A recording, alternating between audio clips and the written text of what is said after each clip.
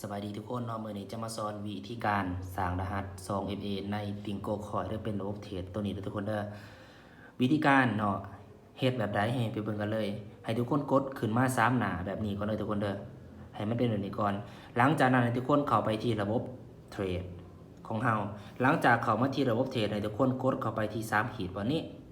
หลังจากกดเข้าไปให้ทุกคนเลื่อนขึ้นมาหาคำว่าสมไส้เสียสิหาก็คือโปรไฟล์ของเฮาเนาะทุกคนกดเข้าไปเลยหลังจากที่กดเข้าไปเฮาเลื่อนขึ้นทุกคนเลื่อนขึ้นไปหาคำว่า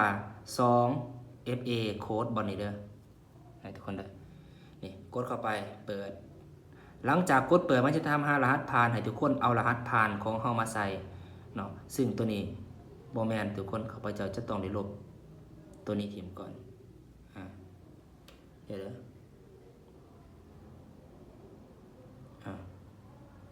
ลบทิ้งให้เอาหลังจากนั้นให้ทุกคนกดคำว่าคัดลอกบอนนี้เลยทุกคนเด้อกดคัดลอกเอาQR code นี่ไปวางใส่อยู่ในแอปเอาตี้ก็คือตัวนี้เนาะเดี๋ยวก่อนหลังจากนั้นถ้าทุกคนบ่ทันได้มีการตั้งรหัสผ่านมันจะบ่มีตัวนี้เพราะฉะนั้นทุกคนกดคำว่าบวกเพิ่มบอนนี้ปึ๊บหลังจากนั้นกดเข้าตัวที่2คำว่า enter code เนาะตัวนี้กดเข้าไป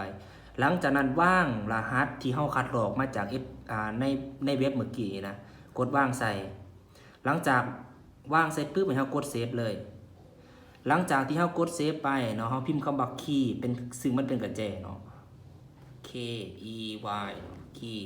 หลังจากนั้นมันจะเด้งออกมาเฮาจะเลือกกระแจแบบใดให้เฮาเลือกแบบนี้เพื่อจดจำง่ายให้เฮากดเข้าไปที่สีเลือกสีได้ก็ได้บ่เกี่ยวกันกด continue หลังจากนั้นสร้างชื่อบัดเฮาจะใส่คำว่า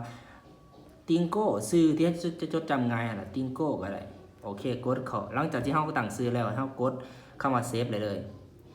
โอเคมันจะเด้งออกมาเห็นว่าซึ่งเป็นตัวนี้หลังจากนั้นเฮากดสอนจอมาแล้วเข้าไปที่ระบบเทรดคือเก่าหลังจากนั้นเนาะทุกคนให้เฮามากดคำว่ากิฟต์โค้ดบ่นี้ซึ่งกิฟต์โค้ดตัวนี้มันจะส่งรหัสไปที่อีเมลของเฮากดเข้าไปปึ๊บเห็นเป็นสีเหลืองแบบนี้เด้อ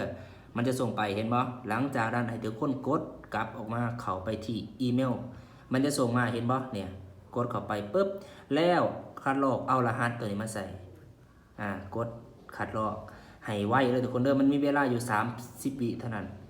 ให้กดเข้าคำว่าวางหลังจากนั้นทุกคนเอารหัส 2FA มาใส่ที่เฮาตั้งเมื่อกี้นี่อยู่นี่เด้อกดเข้าไปนี่เขาไปเอาใส่รหัสไว้เนี่ยมันจะอยู่นี่เด้อทุกคนเด้อกดเข้าไปที่ตัวนี้ปึ๊บแล้วกดคัดลอกบนนี้เด้อถ้าเป็น Android เนี่ยกดเข้าไป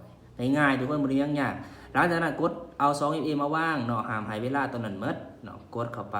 ปึ๊บเนี่ยทำการสร้าง 2FA เรียบร้อยเฮาจะฮู้ได้จังได๋ว่าเฮาสร้างสำเร็จเนาะมันจะมีกดปุ่มเปิดบ่นี้แต่เฮาลองเบิ่งว่าจะเข้าได้บ่เนาะต่อให้ไผก็บ่สามารถเข้าระบบเทรดของเฮาได้เฮาลองออกจากระบบลองเบิ่งก่อนโอเคหลังจากที่ออกจากระบบลองกดเข้าสู่ระบบอีกครั้งหนึ่งแล้วกดใส่รหัสผ่านปึ๊บมันจะถามหารหัส 2FA ทันทีหลังจากนั้นทุกคนเข้ามาที่แอป Auty เข้ามาเอารหัสตัวนี้กดคัดลอกปั๊บนี่เอามาวางใส่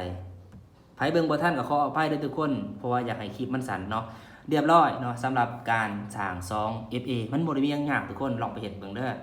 ไผบ่เข้าใจสามารถโทรมาถามทักมาถามได้ที่เบอร์02078162018โอเคบ๊ายบายทุกคนพบกันในคลิปต่อไป